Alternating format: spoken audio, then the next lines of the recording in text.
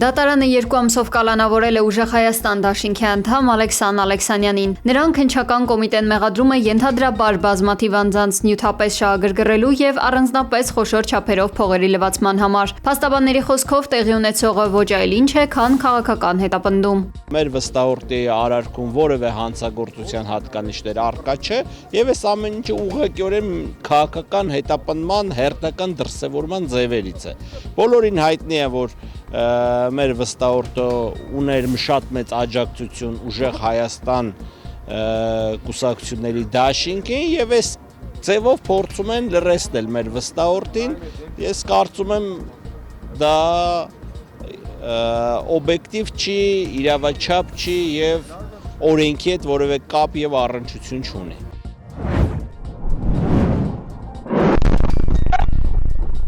Քուվեյթը արտակարգ դրություն է հայտարարել իր միջազգային օդանավակայանում իրանական անօդաչու թռչող սարքերի եւ հրթիռների հարվածների պատճառով։ Գիշերը իրանական հրթիռային համակարգը զանգվածային հարվածներ է հասցրել ամերիկյան ռազմաբազաներին Քուվեյթում ու Բահրեյնում։ Իրանի իսլամական հեղափոխության պահապանների կորպուսը հայտարարել է, որ սա պատասխանն է Իրանի ազգային ինքնիշխանության դեմ ուղղված ագրեսիայի։ Օդային հարձակման նախազգուշացումներ են հնչել նաեւ Սաուդյան Արաբիայում եւ Արաբական Միացյալ Էմիրություններում։ ԱՄՆ-ն այս ամենի ֆոնին հերքել է Իրանի հարվածների հաջողությունը Բահրեյնում գտնվող 5-րդ նավատորմի շտաբի և Քուվեյթի ավիաբազայի դեմ։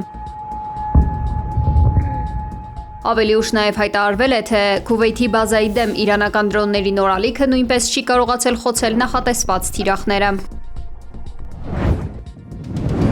Մարկո Ռուբիոն Սենատի արտաքին հարաբերությունների հանձնաժողովում ներկայացրել է Իրանի դեմ ընթացող պատերազմի առաջին արդյունքները։ Ըստ նրա, փետրվարի վերջին մեկնարկած ռազմական գործողությունների ընթացքում ամերիկյան ուժերը հիմնահատակ թույլատրել են Թեհրանի ռազմական ենթակառուցվածքները։ Ռուբիոն պնդում է, որ Իրանի հրթիռային ու անօդաչուների վահանն այլևս իզորու չէ պաշտպանել երկրի միջուկային ծրագիրը։ Ամերիկացի դիվանագետը հեգնանքով նշել է, որ իրանական երբեմնի նավատորմից մնացել է միայն գնդացիրներով զինված փոքր մոտորանավակներ, եւ նույն ժամանակ նա խոստովանել է, որ էժան անօդաչուների մեծ քանակությունը դեռևս մնում է լրջագույն եւ չլուծված մարտահրավեր։ Բացի ռազմական հարվածներից Վաշինգտոնն այժմ իրականացնում է իրանական բոլոր նավահանգիստների ամբողջական շրջափակում։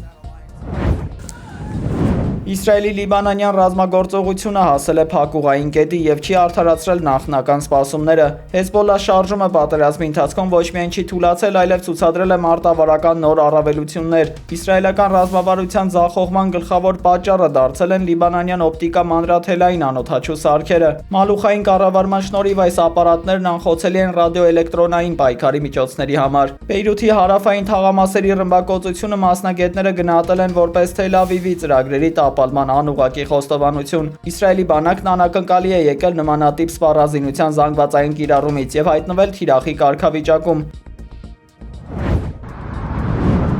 Ուկրաինան իրականացրել է ամենազանգվածային հարձակումը ողջ հակամարտության ընթացքում։ Անօդաչու թռչող սարքի հարձակումից հրդեհվել է Սանկտ Պետերբուրգի նավթային տերմինալը։ Հարձակման են ենթարկվել մի քանի շրջանի ենթակառուցվածքային օբյեկտներ ևս։ Անհայտ թվով վիրավորներ կան, հայտնել են քաղաքի կառավարության մամուլի ծառայությունից։